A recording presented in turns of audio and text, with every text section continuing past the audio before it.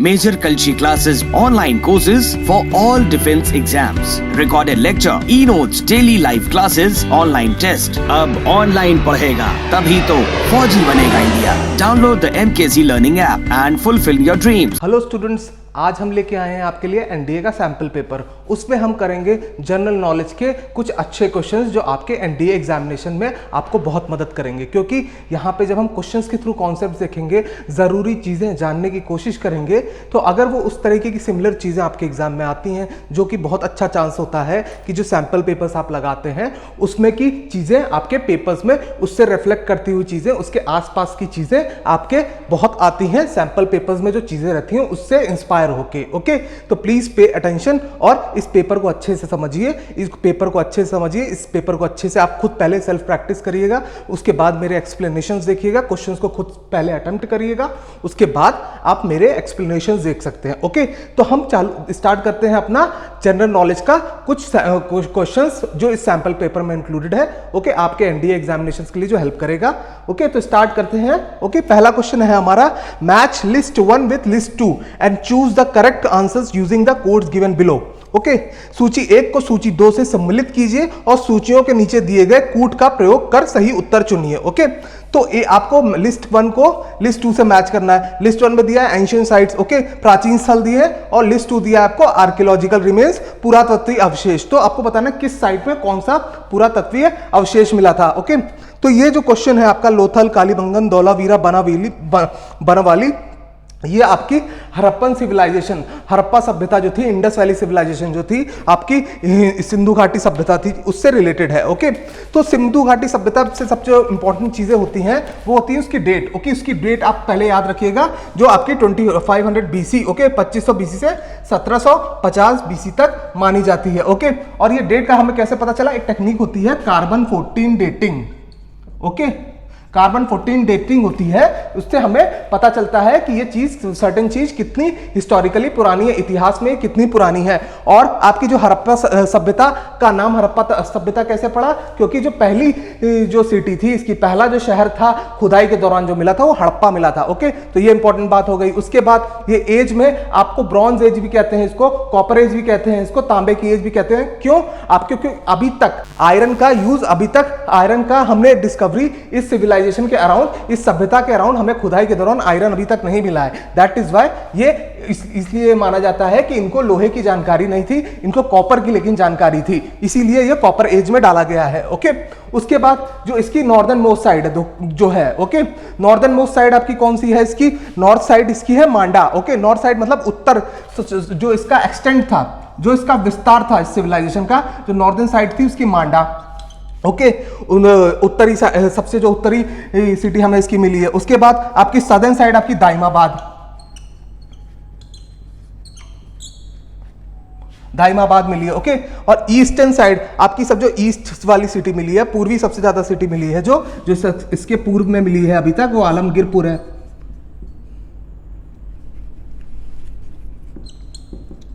और आपकी जो वेस्ट में इसकी सिटी मिली है सबसे ज्यादा, वो मिली है आपकी सुत का गेंदर. ओके, इसकी जो लोकेशन है वो पाकिस्तान है. ओके, पाकिस्तान में मिली है, ये जम्मू कश्मीर में मिली है, ये नॉर्थ महाराष्ट्र में मिली है, ये आपकी यूपी में मिली है.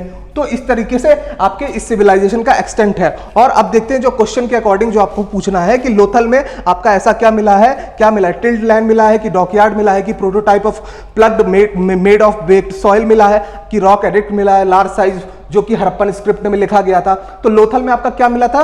लोथल में आपका खुद अपनी जो हम लोग एक्सकेवेट कर रहे थे सिविलाइजेशन का, तो एक्सकेवेशन जब कर रहे थे तो हमें डॉकयार्ड, गोदीवाड़ा मिला था, जहां पे आपके जहाज बनाए जाते थे. तो लोथल में क्या मिला था? आपका डॉकयार्ड, गोदीवाड़ा मिला था. ओके, लोथल में डॉकयार्ड मिला था. इससे आपका क्या सिग्निफाई होता है? इससे सिग्निफाई होता है आपका कि ए का 2 है.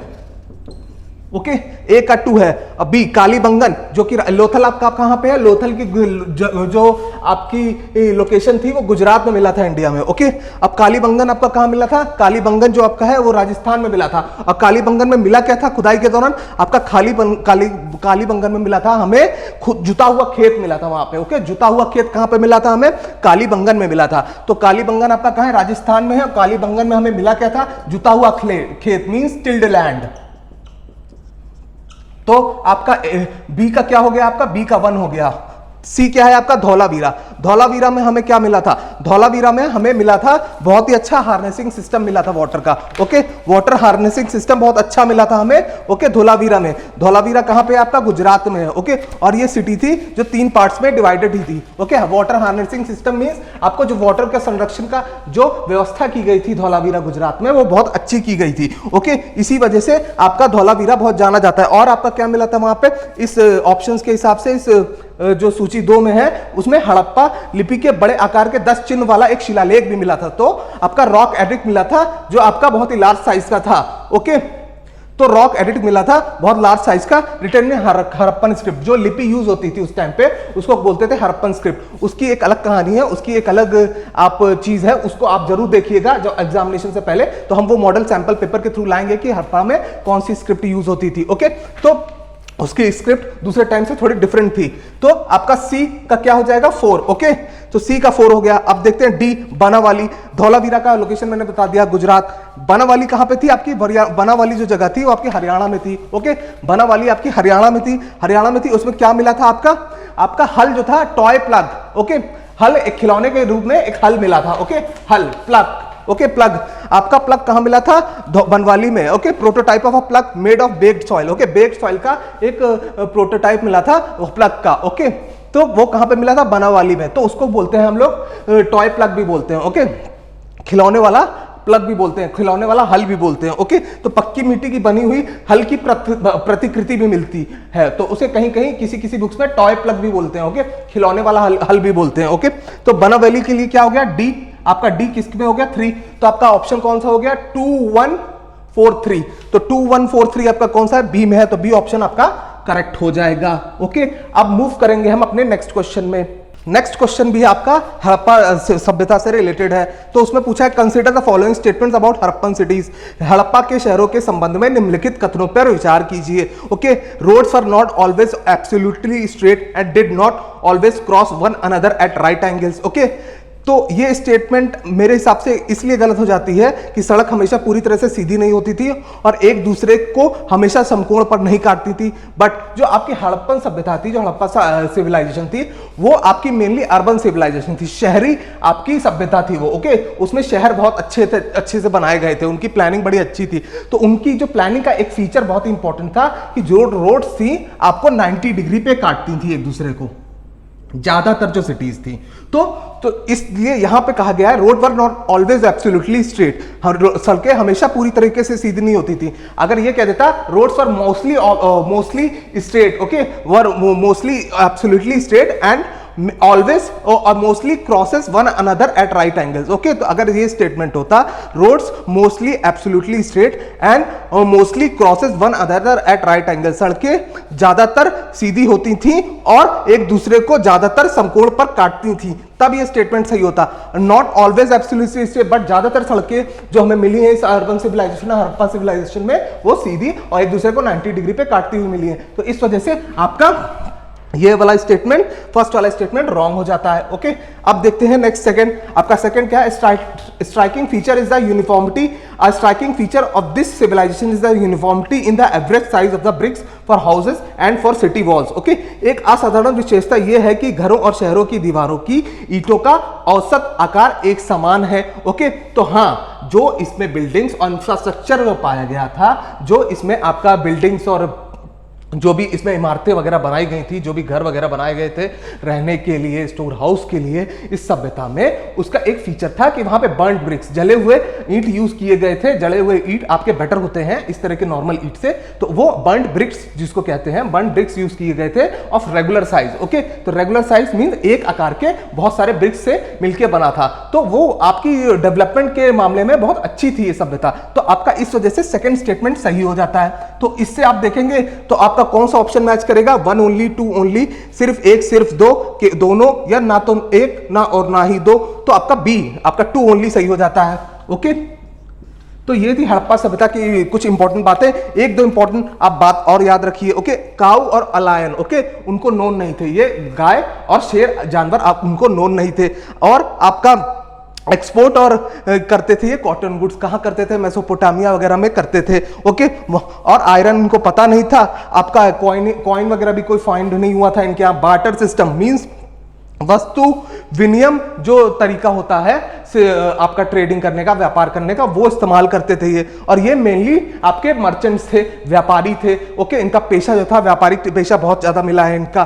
तो ये सारी इंपॉर्टेंट बातें हैं आपकी हड़प्पा सिविलाइजेशन से। ओके, 50% हड़प्पा सिविलाइजेशन इन्हीं दो क्वेश्चन से, जो चीजें मैंने फैक्ट बताए हैं आपको, उसी से तैयार हो गया है। ओके, अब मूव करते हैं अपने नेक्स्ट क्वेश्चन में। नेक्स्ट क्वेश्चन है आपका match list 1 with list 2 and choose the correct answer using the codes given below.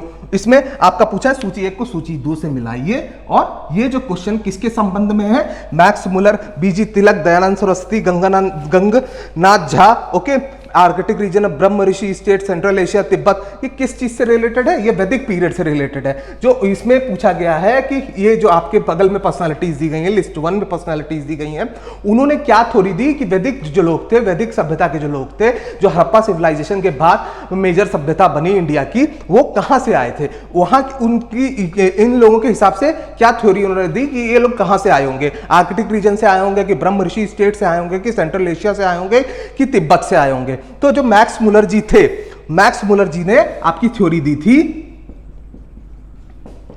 कि ये सेंट्रल एशिया, मध्य एशिया से आए होंगे। ओके, और आपकी जो बाल गंगाधर जी तिलक जी थे, बीजी तिलक जो थे,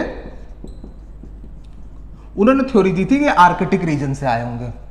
ओके, आर्कटिक क्षेत्र से आए होंगे। और आपके स्वामी दयानंद सरस्वती जी ने दी थी, दयानंद सरस्वती जी ने थ्योरी दी थी, अपना जो विचार रखा था कि कहां से आए होंगे, तो उन्होंने कहा था तिब्बत से आए होंगे। ओके, और आपके जो गंगनाथ झा जी थे, उन्होंने कहा था ब्रह्म ऋषि स्टेट से आए होंगे।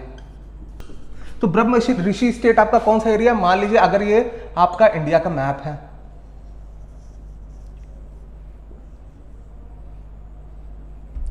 ओके, ये अगर इंडिया का मैप है, यहाँ पे आपका नॉर्थ ईस्ट है, तो यहाँ पे जो पटियाला रीजन, आपका थोड़ा सा हरियाणा वाली रीजन, अलवर रीजन, ये जो आपका स्टेट कहलाता था वो ब्रह्म ऋषि स्टेट कहलाता था। ओके, नॉर्थ में जो पटियाला रीजन आपका है, और थोड़ा सा आपका अलवर रीजन का जो एरिया है, हरियाणा रीजन का जो एरिया है, पंजाब रीजन का जो एरिया है, उसको कहते थे ब्रह्म ऋषि स्टेट। ओके, मीन्स आपका जो the plains, the region between Ganga and Indus. Okay, the region between Ganga और सिंधु घाटी जो रिवर है, उसके बीच का जो एरिया है, उसको के आसपास के एरिया को ब्रह्म ऋषि स्टेट कहते थे। तो गंगनाथ झा जी का कहना था वो ब्रह्म ऋषि स्टेट के थे। ओके, जो वैदिक लोग थे। तो इस तरीके से इन्होंने डिफरेंट लोगों ने डिफरेंट थ्योरी दी। तो आपकी मैक्स मुलर ने क्या दी, सेंट्रल एशिया की, तो एक का आपका 3 हो जाता है। और मैं बीजी तिलक, जो बाल गंगाधर तिलक जी थे, उन्होंने आपकी क्या दी, आर्कटिक रीजन में, तो बी आपका क्या हो जाता है, 1 हो जाता है। ओके, दयानंद सरस्वती जी ने क्या दी कि तिब्बत से आए थे, वो तिब्बत से आए थे, यानी सी का 4 हो जाता है।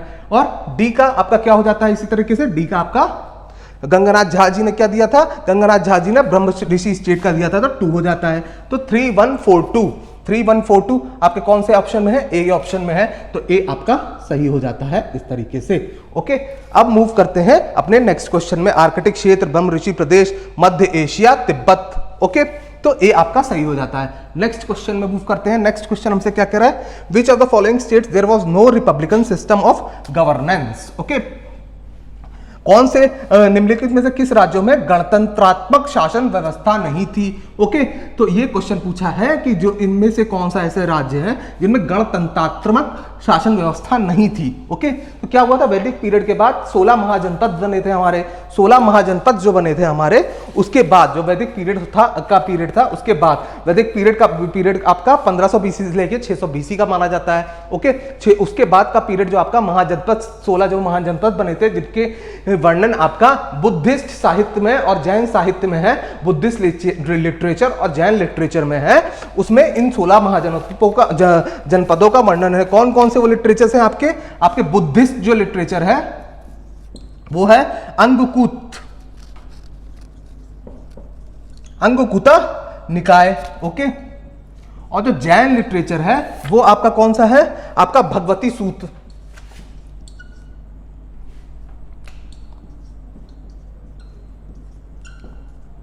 ये दोनों बुद्धिस्ट लिटरेचर और जैन लिटरेचर आपके ये 16 महाजनपदों को का वर्णन करता है, मेंशन करता है। ओके, तो आपके उसमें जो 16 महाजनपद में उनमें कुछ मोनार्कल थे, मींस राजतंत्र जहां पे चलता था, और कुछ रिपब्लिक थे जहां पे गणतंत्र सिस्टम चलता था राज्य करने का। मोनार्कल में क्या, राजतंत्र में क्या था, राजा जो था वो हेड था सबका और वही सारी चीजें हैंडल करता था ज्यादातर चीजें। ओके, और असिस्ट करने के लिए उसे लोग होते थे, but raja is the main player there. Okay, तो राजा वहां पे मेन मुख्य अधिकारी था। उसके बाद आपके गणतंत्र में क्या होता है, एक सभा संघ बनता है, संघ के द्वारा वो स्टेट हैंडल होता था। ओके, तो संघ जहां बनता है उसको कहते हैं रिपब्लिक सिस्टम उस टाइम के अकॉर्डिंग। तो कौन कौन से महाजनपद थे आपके, अंग थे, मगध थे, वज्र थे, मल्ल थे, काशी थे, कोशाला थे, वत्स थे, छेदी थे, कुरु थे, पांचाल थे, शुरुसेना थे, मत्स्य थे, अवंती थे, अश्माका थे, गंधारा थे, कंबोजा थे। ओके, अब इसमें कुछ आपके रिपब्लिकन भी थे। रिपब्लिकन आपके देखते हैं कौन कौन से थे, गणतंत्रात्मक, यहां गणतंत्र व्यवस्था चलती थी। ओके, वज्र थे, मल्ल थे, कुरु थे, पांचाल थे, कंबोज थे। ओके, तो ऐसी ये सारी जगहों पे शाक्य थे, कपिल वस्तु वाले। ओके, कपिल वस्तु, शाक्या, ओके, शाक्य थे कपिल वस्तु वाले। ओके, तो वज्र मल्ल और आपके वज्र मल्ल कुरु, पंचाल, कंबोज, कपिल वस्तु, ये सारे जो आपके थे वो आपके रिपब्लिकन गणतंत्रात्मक राज्य थे। ओके, और आपके मोनार्कल स्टेट्स इस तरह कौन से थे, मोनार्कल जो थे जहां पे राजतंत्र चलता था वो आपके थे, आपके अंग थे, मगध थे, काशी थे, कोसाला थे। तो इस तरीके के जो यहां पे नहीं थे आपके, जो जिसमें आपका रिपब्लिकन सिस्टम नहीं चलता था वहां पे मोनार्कल सिस्टम चलता था, वहां पे मोनार्कल राजतंत्र चलता था। तो इस तरीके से ऑप्शंस हम देखते हैं अपना। सो शाक्य ऑफ कपिल वस्तु में कौन सा सिस्टम चलता था, कपिल वस्तु के शाक्य में आपके शाक्य, वहां भाग के लिखा है शाक्य कर लीजिएगा आप, शाक्य समझिएगा उसको, ये ऑप्शन में हिंदी में। तो आपका no republican system. Okay, Shakya में तो आपका रिपब्लिकन गणतंत्रात्मक शासन था, और मल्ल में आपका भी कुशीनगर वाले मल्ल में भी आपका गणतंत्रात्मक शासन था। ओके, वज्र कैसा था आपका, वज्र में भी आपका कैसा था शासन, रिपब्लिकन स्टेट था, वो एक गणतंत्रात्मक राज्य था, गणतंत्रात्मक शासन था। मगध आपका मोनार्कल स्टेट था, एक जहां पे राजतंत्र चलता था। ओके, तो ऑप्शन आपका यहां पे बताना कौन सा नहीं है, तो आपका डी हो जाएगा। ओके, तो डी आपका ऑप्शन यहां पे सही हो जाता है। ओके, उसके बाद हम नेक्स्ट क्वेश्चन देखते हैं। अब नेक्स्ट क्वेश्चन है, consider the following statements and choose the correct answer from the codes given below. Okay, निम्न कथनों पर विचार करें और सही उत्तर का चयन करें। पहला स्टेटमेंट दिया है, Chanakya was a teacher at the Takshashila university.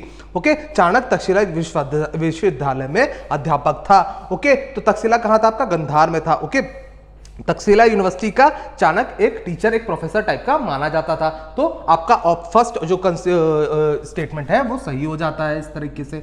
Okay, दूसरा स्टेटमेंट देखते हैं, the composer of indica. Okay, indica का रचना सेल्यूकस ने की थी। ओके, सेल्यूकस ने की थी, तो ये स्टेटमेंट गलत हो जाता है। कैसे गलत हो जाता है, तो जो इंडिका का कंपोजर कौन था, रचनाकर कौन था, मेगास्थीसन था। मेगास्थीसन क्या कौन था, एक राजदूत था सेलेस्कस का निकेटर का। ओके, सेलेस्कस का एक राजदूत था मेगास्थीसन, जो आपके चंद्रगुप्त मौर्य के कोर्ट में आया था। ओके, चंद्रगुप्त मौर्य आपके मौर्य वंश के थे। मौर्य वंश की स्थापना कैसे हुई थी, चंद्रगुप्त मौर्य ने कैसे की थी, धनानंदा जो डायनेस्टी का जो रूलर था धनानंदा, उसको हरा के की थी। ओके, तो उसको हरा के की थी। तो इस तरीके से आपका क्या सेकंड स्टेटमेंट क्या हो जाता है, गलत हो जाता है, क्योंकि आपकी जो मेगा बुक है इंडिका उसका रचनाकार कौन था, आपका मेगास्थीसन था। कंपोजर कौन था, मेगास्थीसन था। ओके, तो थर्ड आपका स्टेटमेंट देखते हैं, आफ्टर चंद्रगुप्त मौर्य टाइम जैन धर्म डिवाइडेड इनटू 2 सेक्ट्स। ओके, तो आपका चंद्रगुप्त मौर्य के समय के बाद जैन धर्म 2 संप्रदायों में विभाजित हो गया। हाँ, ऐसा हुआ था क्योंकि अपने जो चंद्रगुप्त मौर्य हैं आपके जीवन के अपने जो आपका आखिरी समय थे उनके जो जीवन के, उसमें आप जैन बन जाते हैं। जैन बन के वो चंद्रगिरी हिल्स आपके श्रवणबेगोला में चले जाते हैं। वहां पे जैन धर्म अपनाने के बाद और थोड़ी धीरे धीरे धीरे वो मृत्यु की तरफ चलते चले जाते हैं। स्लो स्टार्वेशन से अपनी वो डेथ को स्वीकार कर लेते हैं। स्लो स्टार्वेशन से वो मर जाते हैं। धीरे धीरे भुखमरी से कह सकते हैं वो अपने आप को वो अपना सब कुछ त्याग करके वो अपना स्टार्वेशन की जिंदगी जीने लगते हैं। उस वजह से उनकी मृत्यु हो जाती है। ओके, तो जैन बन जाते हैं। तो उसी के बाद से कहा जाता है कि जब आप उनके साथ जो भद्रबाहु गए थे वहां पे, तो उसके जब चंद्रगुप्त मौर्य भद्रबाहु और कुछ जैन मॉन्क्स चले गए थे वहां से आपके मगध एम्पायर से छोड़ के, तो वहां पे मगध एम्पायर में कहा जाता है वहां पे फेमाइन आ गई थी। इस वजह से कुछ बहुत लोग चले गए थे। उसके बाद जब वो वापस लौट के आए तो वहां पे जो छूट गए थे स्तूला भद्र, ओके, जो नहीं गए थे उनके साथ भद्रबाहु चंद्रगुप्त मौर्य कुछ जैन मॉन्क के साथ, उन्होंने एक नए जैन धर्म की जैन को सेक्ट को अलग करके एक नया जैन धर्म की स्थापना की थी। नया जैन के डिवीजन की स्थापना की थी, उसको बोलते थे श्वेतांबर। ओके, जो आपके सफेद कपड़ेधारी जो जैन होते हैं उनको बोलते हैं। और जब वो आपके भद्रबाहु वगैरह जब लौट के आए थे वहां पे फेमाइन के बाद 12 साल के बाद, तो वहां पे उन्होंने दिगंबर सेक्ट की स्थापना की थी, दिगंबर बन गए थे वो। तो इस तरीके से जैन और मॉन्क, जैन जो रिलीजन था, जैन जो फॉलोअर्स थे, वो अपने सेक्ट को, अपने जो सेक्ट को 2 तरीके से 2 पार्टों में डिवाइड कर देते हैं। जैन धर्मों को 2 संप्रदायों में विभाजित कर देते हैं, श्वेतांबर और दिगंबर में। ओके, एक जो आपका व्हाइट क्लोथ सफेद वस्त्र धारण करते हैं, एक जो आपका पूरा न्यूड रहते हैं, पूरा कोई वस्त्र धारण नहीं करते हैं वो। ओके, उस तरीके के 2 सेक्ट में, 2 संप्रदाय में जैन धर्मों का विभाजन हो गया था। हाँ, चंद्रगुप्त मौर्य के टाइम के बाद हुआ था, वो तुरंत बाद होने चालू हो गया था, कुछ समय तक चलता रहा, रूल्स एंड रेगुलेशन बनते रहे, उसके बाद हुआ। तो थर्ड स्टेटमेंट आपकी इसलिए सही हो जाती है। इस वजह से आपका ऑप्शन क्या हो जाता है, 1 and 3 इज करेक्ट। तो सी आपका ऑप्शन हो जाता है 1 and 3। ओके, तो अब नेक्स्ट क्वेश्चन देखते हैं। During the Kushan period the Gandhara style of sculpture was a mixture of. Krishna काल के कुषाण काल के दौरान मूर्ति कला की गांधार शैली निम्नलिखित में से किसका मिश्रण है। तो कुषाण आपका कौन से रीजन में आया था, इंडिया के नॉर्थ वेस्ट रीजन में आया था। आप कह सकते हो उत्तर पश्चिमी जो रीजन था, पंजाब पाकिस्तान वाला जो रीजन था इंडिया का, उसमें आपका राज कर रहे थे ये लोग। ओके, उस रीजन साइड, उस रीजन पहले आप राज कर चुके थे, ग्रीक्स आके राज कर चुके थे, इंडो ग्रीक्स। ओके, आपको इंडो ग्रीक्स के राज करने की वजह से वहां पे ग्रीको रोमन जो था इन्फ्लुएंस था, उसकी आर्ट में ग्रीको रोमन भी इन्फ्लुएंस आ गया था उसके कला के जो स्टाइल में। ओके, तो इस वजह से वहां पे जो कुषाण पीरियड में जो आपका Gandhara style of sculpture art, मूर्तिकार का जो तरीका डेवलप हुआ, उसमें ग्रीक स्टाइल का भी इन्फ्लुएंस देखा गया, ग्रीक स्टाइल का भी बहुत इन्फ्लुएंस देखा गया, बहुत ही उसमें उसका मिश्रण पाया गया, ग्रीक का भी। ओके, तो ग्रीक का जब मिश्रण पाया गया तो ग्रीक कैसा था, ग्रीक वो लोग बनाते थे गंधार में किस तरह की मूर्ति, स्पिरिचुअल बुद्धा की मूर्ति बनाते थे,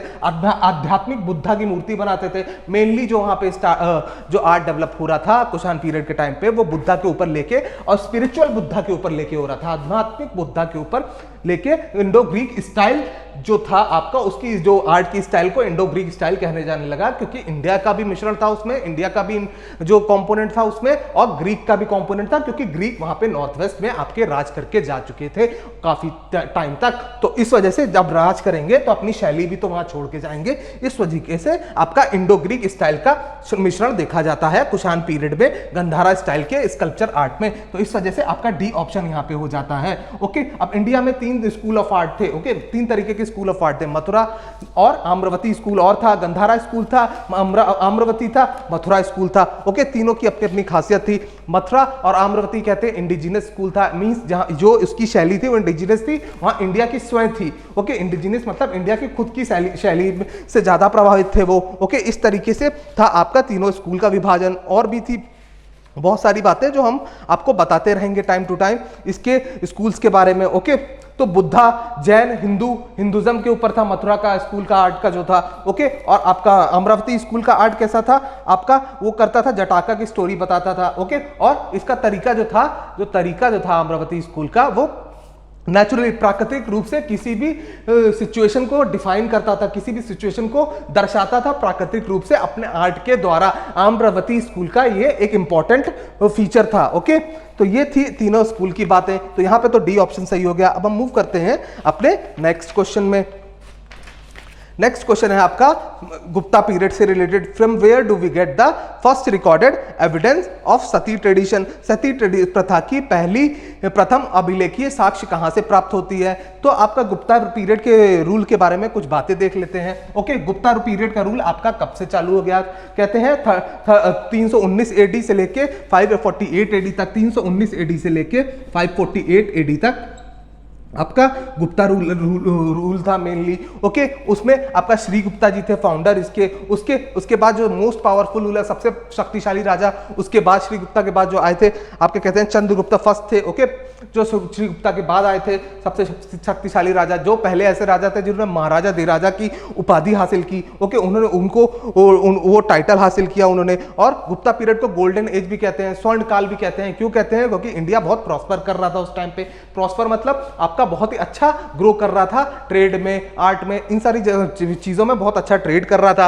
अब उसके बाद आते हैं आपके समुद्रगुप्त को आपको नेपोलियन ऑफ इंडिया भी कहते हैं। उसके बाद आपके आते हैं जो रूलर है वो चंद्रगुप्त टू। उसके चंद्रगुप्त टू आपको विक्रमादित्य भी कहते हैं उन्हें, ओके। जिनका मेंशन आपका, जिनके बारे में आपको पता चलता है महरौली आयरन पिलर से, वो कहां पे है आपका, दिल्ली में है, ओके। उसके बाद आपके मेन रूलर आते हैं कुमार गुप्ता वन। उनका क्या आपका रोल है इंडियन हिस्ट्री में, उन्होंने नालंदा यूनिवर्सिटी की स्थापना की थी, इसलिए उनका बहुत ज्यादा रोल है, ये मेन रोल है उनका इंडियन हिस्ट्री में, भारतीय इतिहास में। स्कंदगुप्त आते हैं उसके बाद मेन रूलर। स्कंदगुप्त का क्या मेन रोल है, उन्होंने हुंस के इन्वेजन को, जो हुंस आ रहे थे इंडिया में, उनके इन्वेजन को रोका था। उनका इसमें स्कंदगुप्त का ये मेन रोल था हिस्ट्री में। तो जो भी बातें मैं बता रहा हूं वो किसी ना किसी एग्जाम में आ चुकी हैं और बहुत ही इंपॉर्टेंट बातें हैं, इसी से इर्द गिर्द आपके एग्जामिनेशंस में आती हैं। तो इन सब चीजों को आप ध्यान रख के ये लेक्चर ध्यान से सुनिए और मैं जितनी चीजें बता रहा हूं आपको नोट करिए वो चीज, ओके। तो आपका स्कंदगुप्ता का कहां पे आपका मेंशन है, वो स्कंदगुप्ता के बारे में, स्कंदगुप्ता के बारे में जूनागढ़ इंस्क्रिप्शन में मेंशन है और भिठारी पिलर में मेंशन है, ओके। तो उसके बाद आपके आते हैं बुद्धगुप्ता। बुद्धगुप्ता का कहां मेंशन है, किस जगह मेंशन है जो बुद्धगुप्ता के बारे में पता चलता है। एक मिला था Paharpur copper plate, okay, Paharpur तांबे की प्लेट मिली थी, उसमें आपके बुद्धगुप्ता के बारे में मेंशन है, ओके। और आपका ये वाला क्वेश्चन देखते हैं कि सती प्रथा का प्रथम अभिलेखीय साक्ष्य कहां प्राप्त होता है। सती प्रथा का प्रथम अभिलेखीय साक्ष्य ईरन एडिक्ट में हमें प्राप्त होता है, भानुगुप्ता के ईरन एडिक्ट में, ओके। भानुगुप्त के ईरन अभिलेख में हमें सती प्रथा का पहला साक्ष्य मिलता है, ओके। इस वजह से ऑप्शन आपका डी हो जाता है, ओके। अब नेक्स्ट क्वेश्चन देखते हैं, match list 1 which list 2, choose the correct answer using the words given below. निम्न को सही सम्मिलित करें, ओके। शासक दिया है, उसका अभिलेख कौन सा है। अभी मैंने आपको बताया समुद्रगुप्त के बारे में, जिसको नेपोलियन ऑफ इंडिया भी कहते थे, भारत का नेपोलियन भी कहते थे, ओके। तो इसको इनके बारे में कहां मेंशन है आपका, प्रयाग प्रसाती इलाहाबाद पिलर इंस्क्रिप्शन में। इलाहाबाद को प्रयाग भी कहते हैं, ओके, प्रयाग कहा जाने लगा है। तो प्रयाग प्रसाती जो इंस्क्रिप्शन था, अभिलेख था, उसमें समुद्रगुप्ता के बारे में मेंशन है। तो ए का आपका 1 हो जाता है।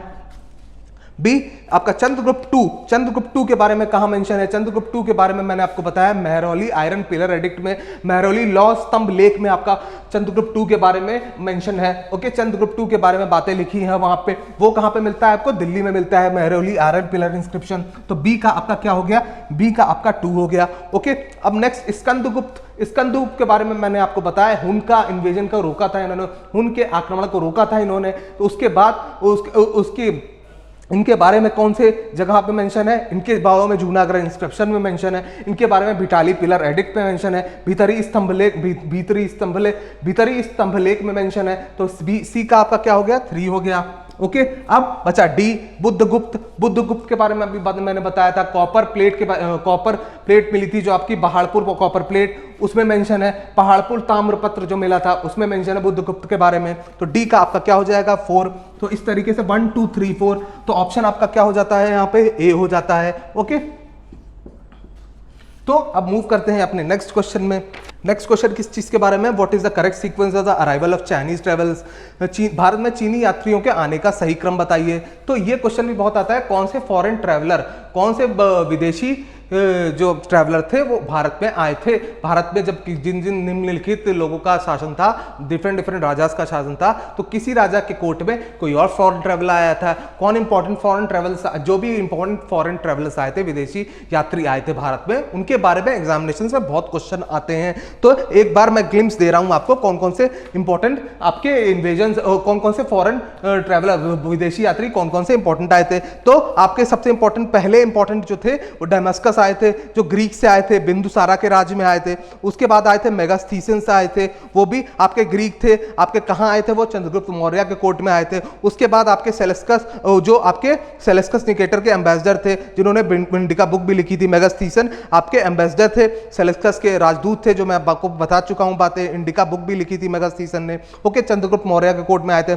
उसके बाद आपके इंपॉर्टेंट है प्लॉटमी आपके कब आए थे, तो 130 एडी में आए थे। ओके, उन्हें 130 एडी में आए थे। उन्होंने बुक लिखी थी ज्योग्राफी ऑफ इंडिया, भारत का भूगोल, वो बहुत इंपॉर्टेंट बुक थी। ओके, ज्योग्राफी ऑफ इंडिया अगर किसने लिखी आपकी, तो बोलेंगे आप प्लॉटमी ने लिखी। उसके बाद आपके आए थे फाहिन आपके कब आए थे, चंद्रगुप्त मौर्य 2 के कोर्ट में आए थे। फाहिन आपके कहां आए थे, चंद्रगुप्त मौर्य 2 के कोर्ट में आए थे। ओके, तो फाहिन कब आए थे, चंद्रगुप्त मौर्य 2 के कोर्ट में आए थे, और ये 5th सेंचुरी के आसपास आए थे, 5वीं सेंचुरी शताब्दी के आसपास आए थे।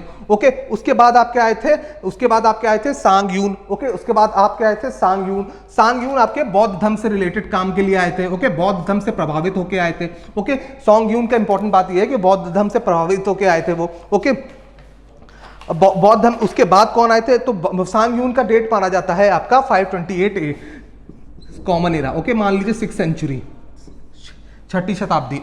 उसके बाद इंपॉर्टेंट जो आए थे आपके ह्यून आए थे। ह्यून आपके कब आए थे, ये हर्षवर्धन जो राजा हुआ करते थे, हर्षवर्धन, उनके टाइम पे आए थे। ओके, 7th सेंचुरी के आसपास। ओके, उसके बाद आए थे आपके आइट सिंह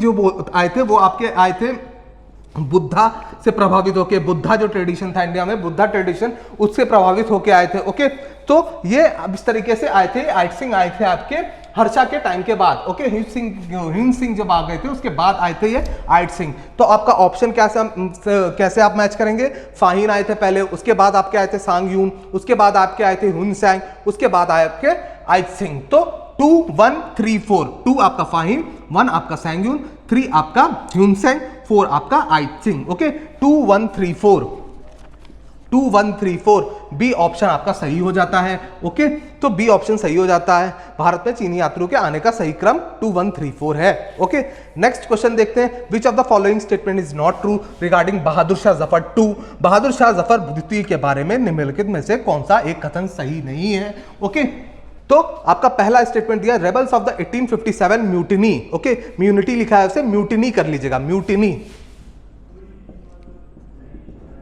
म्यूटिनी है वो, म्यूटिनी। ओके, उनके लिए 1857 के विद्रोह में उनके लिए अपनी विद्रोहियों ने उनके लिए अपनी वफादारी की उद्घोषणा की थी। ओके, तो पहला स्टेटमेंट आपका सही हो जाता है। हाँ, उन्होंने लॉयल्टी क्यों दिखाना चाहते थे, मुगल एम्परर, बादशाह मुगल एम्परर की वजह से।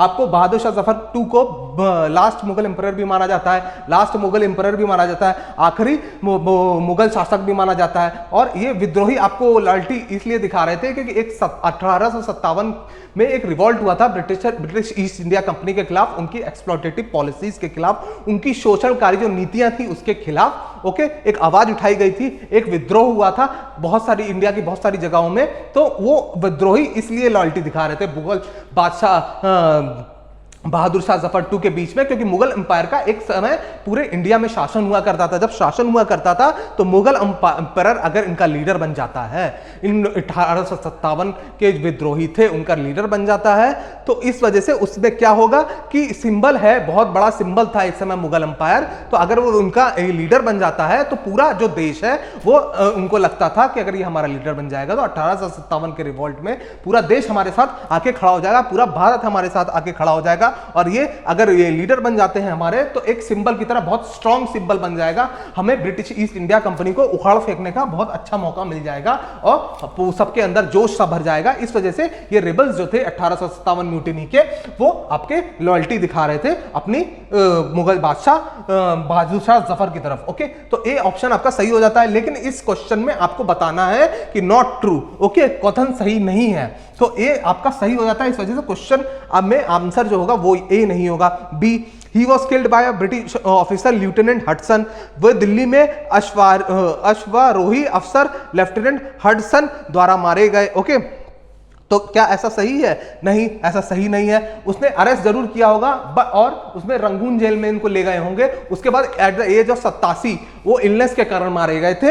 इनके ब्रिटिश ऑफिसर लेफ्टिनेंट हडसन के द्वारा नहीं मारे गए थे। तो इस वजह से आपका बी ऑप्शन जो है वो हिस्टोरिकली इतिहास के हिसाब से गलत है और क्वेश्चन के हिसाब से आपका सही हो जाता है। तो बी ऑप्शन आपका इस क्वेश्चन के हिसाब से सही हो जाता है। सी और डी में क्या इंपॉर्टेंट बात दी गई है वो भी देख लेते हैं। इन the beginning of He was not keen to lead the revolt of 1857। तो ये बात कुछ हद तक सही है कि वो अपने तरीके से तो जाके खुद ज्वाइन हुआ नहीं था।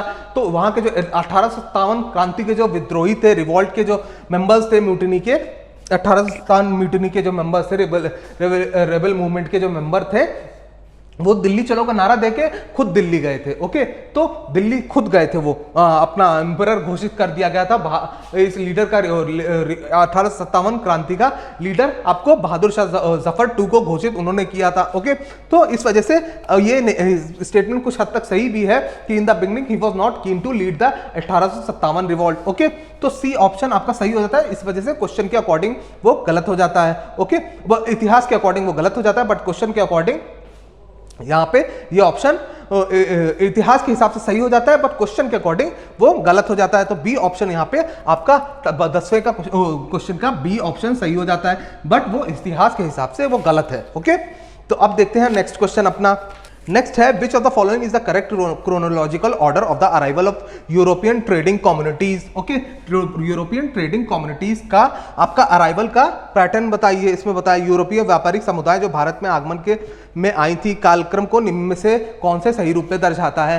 पोर्चुगीज के बारे में बताना है, British, Dutch, Danish, French. Okay, तो देख लेते हैं कौन कौन पहले आया था। पोर्चुगीज जो आपको कहा जाता है, पोर्चुगीज पुर्तगाली 1498 में वास्को दी गामा आया था, वो पुर्तगाली था। तो पोर्चुगीज का अराइवल कब माना जाएगा? आपका 1498 में आया। उसके बाद आपके कौन से आए थे? डच आए थे, डच पीपल आए थे। ओके, डच पीपल आए थे। उसके बाद डच का माना, डच ईस्ट इंडिया कंपनी आपकी कब मानी जाती है आया हुआ?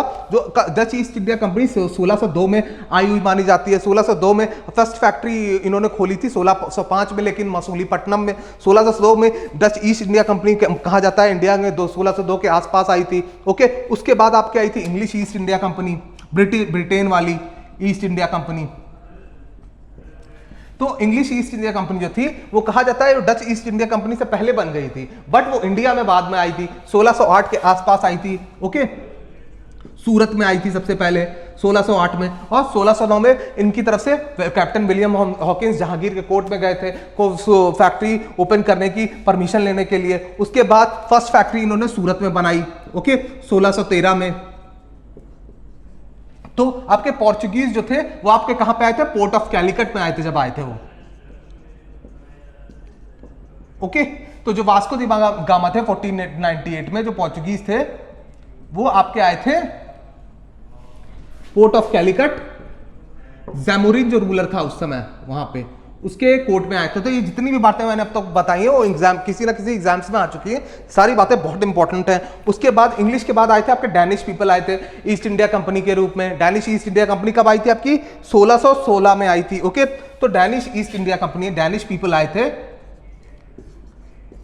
1616 में आए थे। ओके, डैनिश आपके आए थे 1616 में आए थे। फ्रेंच कब आए थे? फिर फ्रेंच ईस्ट इंडिया कंपनी आई थी आपकी 1664 में। ओके, फ्रेंच लोग भी आए थे, फ्रेंच ईस्ट इंडिया कंपनी भी आई थी, इन the form of east India company. French के लोग आए थे 1664 में। ओके, 1664 में आए थे। उन्होंने फर्स्ट फैक्ट्री अपनी बनाई थी 1668 में। ओके, सूरत में 1668 में उन्होंने फर्स्ट फैक्ट्री बनाई अपनी सूरत में।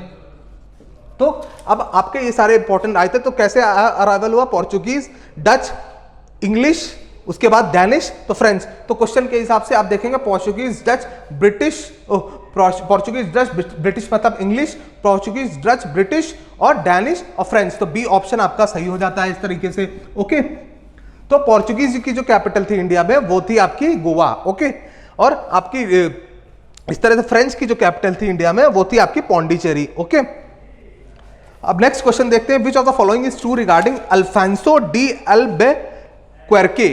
अल्फांसो डी एल्बुकर्के, तो इनमें से अल्फांसो डी एल्बुकर्के के बारे में क्या सही है? वो भारत का पहला पुर्तगाली गवर्नर था। He was the first Portuguese governor in India. तो आपको बताना है पुर्तगालियों से रिलेटेड ये क्वेश्चन है। तो जो पुर्तगाली जो ईस्ट इंडिया कंपनी के फॉर्म में आए थे आपके, तो जो वास्को द गामा आया था, पुर्तगाली जो आए थे यहाँ पे भारत में आए थे, यूरोपियन थे पुर्तगाली, उनके रिलेशन में ये क्वेश्चन है। He was the first Portuguese governor in India. वो पहला पुर्तगाली गवर्नर था भारत में। तो ऐसा नहीं है, पहला भारतीय गवर्नर था आपका फ्रांसिस्को डी अल्मेडा। ओके, पहला पुर्तगाली भारतीय गवर्नर, पहला पुर्तगाल का गवर्नर जो भारत में था वो था Francisco de Almeida.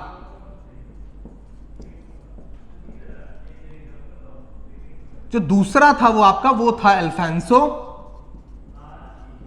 D barbecue. Okay, Alfonso de barbecue, क्या है? अल्बुकर्के है, अल्बुकर्के,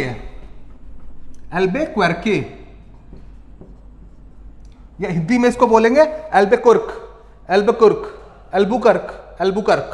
सो फर्स्ट आपका जो पुर्तगाली गवर्नर आया था फ्रांसिस्को डी अल्मेडा था। दूसरा था आपका फ्रांसिस्को डी अल्मेडा था पहला। दूसरा था आपका Alfonso de Albuquerque, Alfonso de Albuquerque.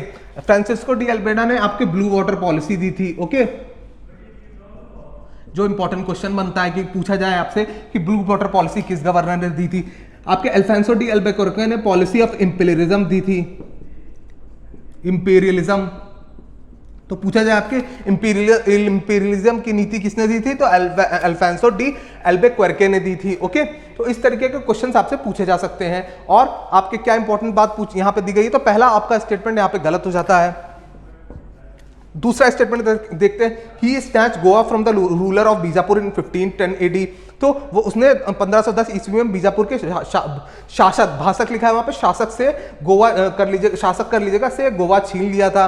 तो 1510 ईस्वी में बीजापुर के शासक से गोवा छीन लिया था अल्फांसो डी एल्बुकर्के ने। तो स्टेटमेंट ये वाली सही है। ओके, सेकेंड स्टेटमेंट सही हो गई। थर्ड है, he killed Muslims but encourage his native people to marry Indian women. उसने मुसलमानों की हत्या करवाई पर अपने देशवासियों का भारतीय स्त्रियों को पत्नी बनाने दिया। तो मुसलमानों पे वो क्यों डोमिनेट करना चाहता था? मुसलमान को क्यों उन पे हक जमाना चाहता था? क्योंकि spice trade, okay, spice trade को पुर्तगालियों की तरफ खींचना चाहता था। ओके, स्पाइसेस के ट्रेड को, स्पाइसेस के व्यापार को पुर्तगालियों की तरफ खींचना चाहता था, इसलिए उसने ये काम किया। ओके, तो थर्ड स्टेटमेंट भी आपकी सही हो जाती है। फोर्थ देखिए, he occupied the Ormuz island in the Persian Gulf in 1515 AD। Okay, तो उसने 1515 ईस्वी में पारस की खाड़ी में, पर्शियन गल्फ में आपकी अर्मुज द्वीप पर कब्जा किया था। ओके, पर्शियन गल्फ में। ओके, तो ही ऑक्यूपाइड द अर्मुज आइलैंड, उसने अर्मुज आइलैंड पर्शियन गल्फ में 1515 AD में ऑक्यूपाई किया था। तो ये बात भी सही है। ओमान और ईरान के बीच में एक आइलैंड है, उसको कहते हैं ओरमुज आइलैंड। ओके, तो ओरमुज आइलैंड वहां पे है। ओमान और ईरान के बीच में जो नदी है, आपका वाटर बॉडी है, पानी का जो स्रोत है, उसमें आपका एक आइलैंड है, उसको कहते हैं ऑरमुज आइलैंड। उसने ऑक्यूपाई किया था 1515 AD में अल्फांसो डी एल्बुकर्के ने। ओके, तो फोर्थ स्टेटमेंट भी आपका सही हो जाता है। Next statement, at the time of his death in 1515 AD the Portuguese became the biggest naval power in India. हाँ, आपकी 1515 ईस्वी में जब उसकी मृत्यु हुई थी तो पुर्तगाल में पुर्तगाली भारत में सबसे बड़ी जल शक्ति, भक्ति लिखा है शक्ति है वो, ओके, शक्ति बन चुके थे। हाँ, वो जल शक्ति बन चुके थे इंडिया में, बिगेस्ट नेवल पावर बन चुके थे इंडिया में। इस वजह से आपका फिफ्थ स्टेटमेंट भी सही हो जाता है। तो 2, 3, 4, 5 आपका किस ऑप्शन में है? डी में है। ओके, तो आपको करेक्ट बतानी है कौन कौन सी स्टेटमेंट सही है, तो डी ऑप्शन इस वजह से सही हो जाता है। तो कितनी सारी इंफॉर्मेशन मिल गई आपको एक ही क्वेश्चन से। अब देखते हैं अपना नेक्स्ट क्वेश्चन। नेक्स्ट क्वेश्चन है arrange the following events in Indian history in their correct chronological order. Bharat इतिहास के निम्नलिखित घटनाओं को सही अनुक्रम में पहचानिए। ओके, लगाइए। ओके, उसके बाद उसको ऑप्शन के अकॉर्डिंग लगाइए। ओके, पहला है आपका doctrine of lapse policy. Okay, राज्य अपहरण नीति। ओके, तो ये कब आई थी आपकी? ये किसके द्वारा आई थी? लॉर्ड डलहौजी के द्वारा आई थी 1848 में। ओके, लॉर्ड डलहौजी के द्वारा आई थी 1848 में आपकी अपहरण नीति, राज अपहरण नीति। ओके, तो आपकी लॉर्ड डलहौजी द्वारा आई थी। और इसके द्वारा सबसे पहले स्टेट कौन था जो इस रणनीति के तहत आपके अंग्रेजों ने, ब्रिटिशर्स ने कंट्रोल कर लिया था? सतारा, उसके 1848 में। उसके बाद जयपुर, उसके बाद संबलपुर, उसके बाद बहत, उसके बाद उदयपुर, उसके बाद झांसी, उसके बाद नागपुर। तो डॉक्ट्राइन ऑफ लैप्स जो गवर्नर जनरल ऑफ इंडिया थे लॉर्ड डलहौजी, जिनके द्वारा लाया गया था डॉक्ट्राइन ऑफ लैप्स, अपहरण नीति, राज्य अपहरण नीति, जिसके थ्रू अगर किसी राज्य में उत्तराधिकारी नहीं है, किसी राज्य के राजा का बेटा नहीं है, हियर नहीं है, जो उसके बाद उसके राज्य को संभालेगा, तो वो ब्रिटिश कंट्रोल में चला जाएगा। ये थी आपकी डॉक्ट्राइन ऑफ लैप्स थ्योरी। तो इस वजह से आपका 1848 आप लिख लीजिए पहले स्टेटमेंट में। दूसरा आपका सब्सिडरी अलायंस ट्रीटी, सहायक संधि। सब्सिडरी अलायंस आपकी किसके थ्रू आई थी? लॉर्ड वेलेस्ली के द्वारा आई थी। लॉर्ड वेलेस्ली जो आपके इंडिया में आपका 1798 से 1805 के टाइम पीरियड तक, 1798 से 1805 के टाइम पीरियड तक आपके भारत में गवर्नर थे, आपके गवर्नर जनरल थे बंगाल में। ओके, तो सब्सिडरी अलायंस लॉर्ड वेलेस्ली द्वारा आई थी और इसके फर्स्ट विक्टिम बने थे आपके निजाम ऑफ हैदराबाद। इसके जो फर्स्ट विक्टिम इसके थ्रू बने थे, इसके निजाम ऑफ हैदराबाद। ओके,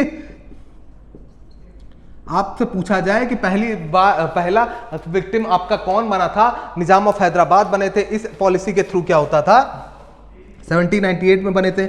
इस पॉलिसी सब्सिडरी अलायंस सहायक नीति से क्या, संधि से क्या होता था कि ब्रिटिश, आप अपनी जो किंगडम है, रीजनल किंगडम्स है इंडिया के, जो आपके पहले से यहाँ इंडिजिनस किंगडम है, वो अपनी खुद की आर्मी, खुद की सेना नहीं रख सकते, वो ब्रिटिश की सेना को रखेंगे अपनी जमीन पे, अपनी टेरिटरी में, और उस सेना के लिए, ब्रिटिश की सेना के लिए खर्चा पानी देंगे, उनको मेंटेनेंस के लिए, मेंटेन करने के लिए उस आर्मी के लिए खर्चा पानी देंगे। और किसी भी दूसरे राज्य से बिना ब्रिटिश के कंसल्ट किए, बिना ब्रिटिश के अनुमति के, बिना ब्रिटिश के कंसल्टेशन के किसी से भी, किसी और दूसरा राजा से डील नहीं करेंगे, कोई डील, कोई संधि नहीं करेंगे। तो इस तरीके की आपकी रणनीति थी सब्सिडरी अलायंस। उसके पहले विक्टिम बने थे हमारे निजाम ऑफ हैदराबाद, उसके बाद मैसूर बना था, उसके बाद अवध भी बना था। तो आपकी डिप्लोमेटिक रिलेशंस वगैरह आपके बिना कंसल्टेशन के, सेल्फ डिफेंस की पावर, आपकी आत्मरक्षा की पावर इस तरीके से खत्म हो जाती है ये नीति मानने पे आपके किसी भी राज्य की। तो वो आपकी इंट्रोड्यूस हुई थी 1798 में लॉर्ड वेलेस्ली द्वारा। ओके, उसके बाद आपका है treaty of Lahore. Treaty of Lahore कब आई थी? आपकी 1846 में आई थी। It was a Aman treaty थी, अमन संधि थी, एक पीस ट्रीटी थी, और वो भी थी एंग्लो सिख वॉर के बीच में हुई थी। और किसके द्वारा हुई थी? हेनरी हार्डिंग के द्वारा हुई थी। ओके, तो अब ट्रीटी ऑफ लाहौर आपकी एंग्लो सिख वॉर के बाद हुई थी। तो ये कब हुई थी ट्रीटी ऑफ लाहौर? आपकी 1846 में हुई थी ट्रीटी ऑफ लाहौर। ओके, तो ट्रीटी ऑफ लाहौर आपकी कब हुई? 1846 में हुई थी। उसके बाद आपका लाहौर की संधि हो गई Pitt's India Act. Okay, Pitt's India Act कब आया था? पिट्स इंडिया अधिनियम कब आया था? पिट्स इंडिया अधिनियम इज वन ऑफ द अधिनियम which is passed by British Parliament in India for the governance of India और for the governance of British East India Company within India. Okay, to manage Indian affairs. Okay, India के जो affairs थे, India के जो मुद्दे थे वो अच्छे से संभालने के लिए, और उससे पहले, इससे पहले जो एक्ट्स आए थे ब्रिटिश गवर्नमेंट ने जो पास किए थे इंडिया के लिए, उसमें से ये एक्ट था जो दूसरा एक्ट बोला जाता है इसे। उससे पहले भी एक एक्ट आ चुका था, तो उसको, उसके जो डिफेक्ट थे, उसकी जो कमियां थी, उसको दूर करने के लिए पिट्स इंडिया एक्ट आया था आपका इसने क्या किया था, जो ईस्ट इंडिया कंपनी थी उसके दो तरीके के फंक्शन समझ में आ गए थे लोगों को कि दो तरीके के फंक्शन इसके, एक कमर्शियल फंक्शन जो आर्थिक मुद्दों पे थे, ओके, आर्थिक अफेयर्स जो देखते थे, और दूसरा था आपका पॉलिटिकल फंक्शन बन चुके थे इंडिया में, राजनीतिक फंक्शन, कि कौन सा राज हमें हड़पना चाहिए, कौन सा नहीं हड़पना चाहिए, कैसे गवर्नेंस करना चाहिए, क्या मेंटेन करना चाहिए, एडमिनिस्ट्रेशन वगैरह वाला फंक्शन जो था पॉलिटिकल फंक्शन था। राजनीतिक जो फंक्शन था वो आपका पिट्स इंडिया एक्ट ने राजनीतिक फंक्शन और कमर्शियल फंक्शन, पैसे कमाने वाला फंक्शन और राजनीतिक दूसरे तरीके के फंक्शंस जो थे उनके, उसको अलग किया था इट्स पिट्स इंडिया एक्ट ने। और ये आया कब था, 1784 में आया था। अब आप क्रम में लगा सकते हैं इसको। तो पहले, सबसे पहले क्या आया आपका, पिट्स इंडिया एक्ट आया, मतलब 4 आया, फोर्थ।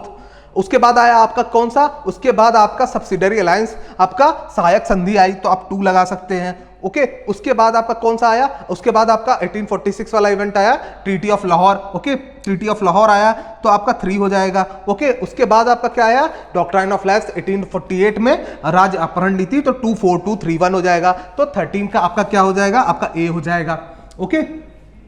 नेक्स्ट क्वेश्चन अब देखते हैं इसी तरीके से, what is the chronological sequence of social and humanitarian events of British period, okay. तो ब्रिटिश पीरियड में आपको बतलाना है कि ये जो सारे इवेंट्स दिए गए हैं आपको, सती प्रथा पर रोक कब लगाई गई, महिला शिशु की हत्या पर रोक कब लगाई गई, भारतीय क्रिश्चियन मैरिज एक्ट कब लाया गया, विधवा पुनर्विवाह विधेयक पारित कब किया गया, प्रोहिबिशन कब लाया गया, और प्रोहिबिशन ऑफ सती कस्टम कब लाया गया, प्रोहिबिशन ऑन इन्फेंटिसाइड कब लाया गया, इंडियन क्रिश्चियन मैरिज एक्ट कब लाया गया, विडो रीमैरिज एक्ट कब लाया गया। अगर आप इस सारे के ईयर याद रहेंगे तो आप क्रम में इनको लगा सकते हैं बड़ी आसानी से, ओके। तो पहला देखते हैं, सती कस्टम पे रोक कब लगाई गई, 1829 में लगाई गई, ओके। किसके द्वारा लगाई गई, विलियम बेंटिक द्वारा, ओके। इसमें आपके राजा राम मोहन रॉय जी ने बहुत मेजर रोल प्ले किया, विलियम बेंटिक के द्वारा लगाई गई। विलियम बेंटिक आपके पहले गवर्नर जनरल ऑफ इंडिया भी बने। इनका कार्यकाल था 1828 से लेके 1835 तक, ओके।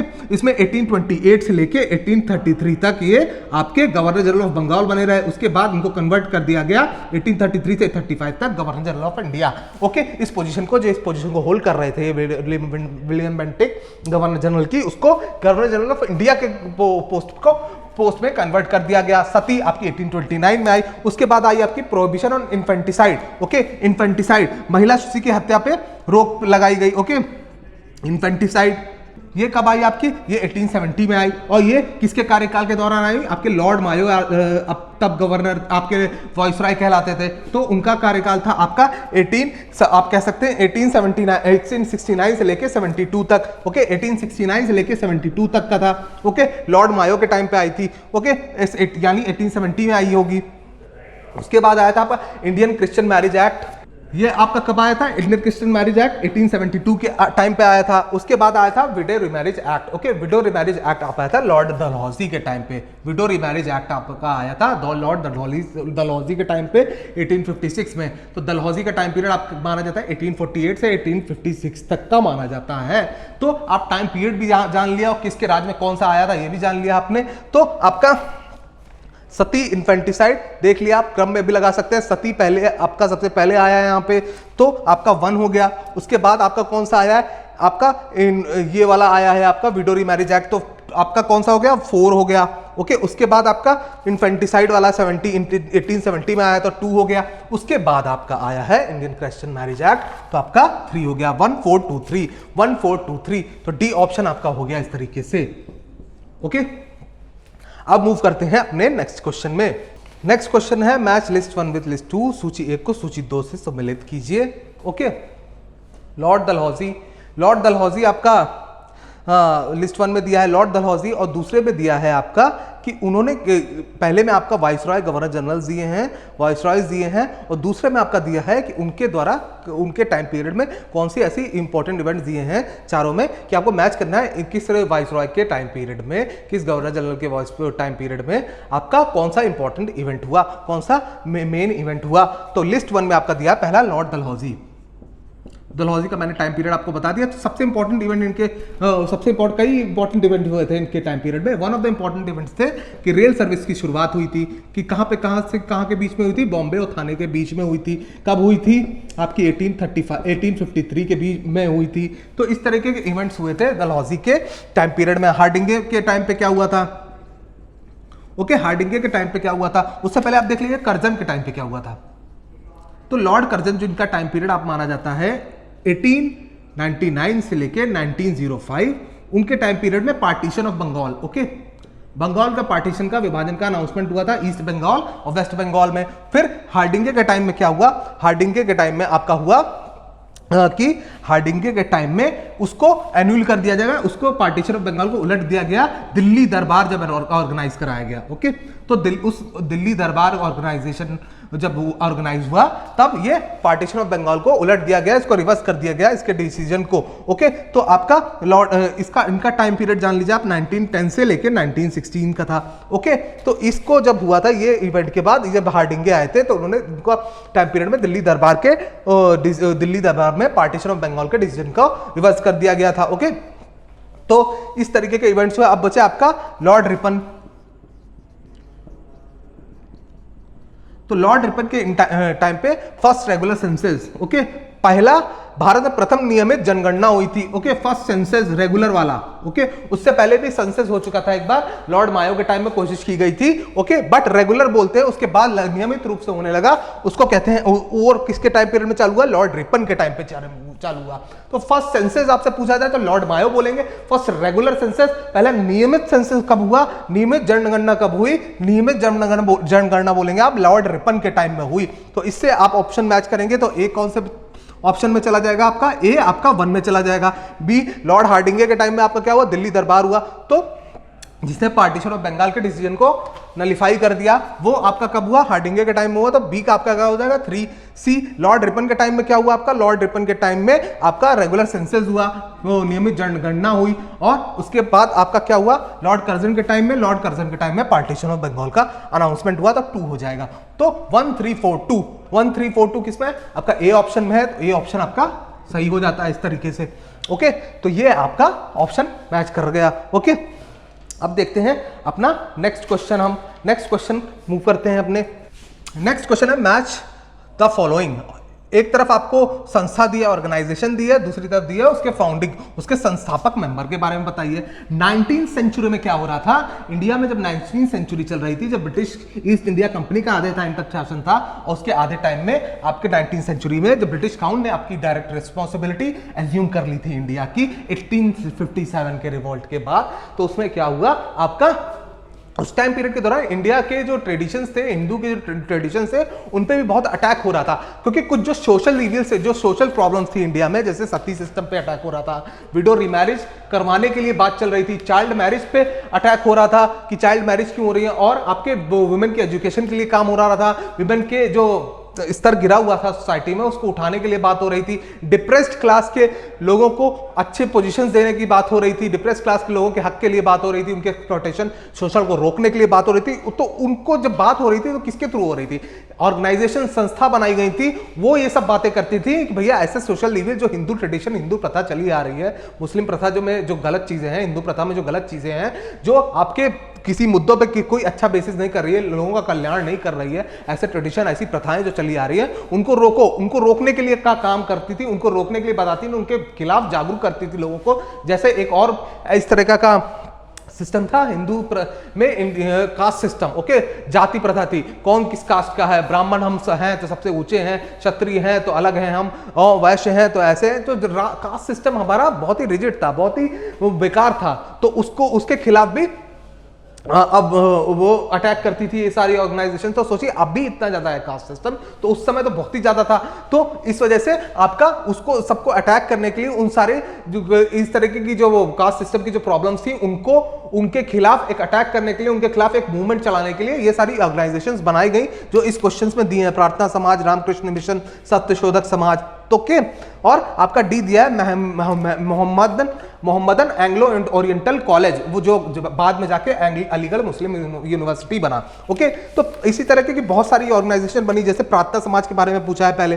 तो प्रार्थना समाज आपका आत्माराम पांडुरंग द्वारा फाउंड किया गया था, इसमें आपके एजुकेशन ऑफ वुमेन के लिए काम किया गया था। कास्ट सिस्टम पे इन्होंने जो हुआ था उसको नकारना चाहते थे, कास्ट सिस्टम जो हिंदुओं का था, और आपका मोनोथीज्म पे बिलीव करते थे, एक ही भगवान पे बिलीव चाहते थे ये हो लोगों का, और खुद भी इसी तरह का मोनोथीज्म जो एक ही भगवान पे बिलीव करने वाले लोग होते हैं वो थे ये लोग, ओके। तो आपका इस तरह से प्रार्थना समाज के फाउंडर कौन थे, आपके आत्माराम पांडुरंग।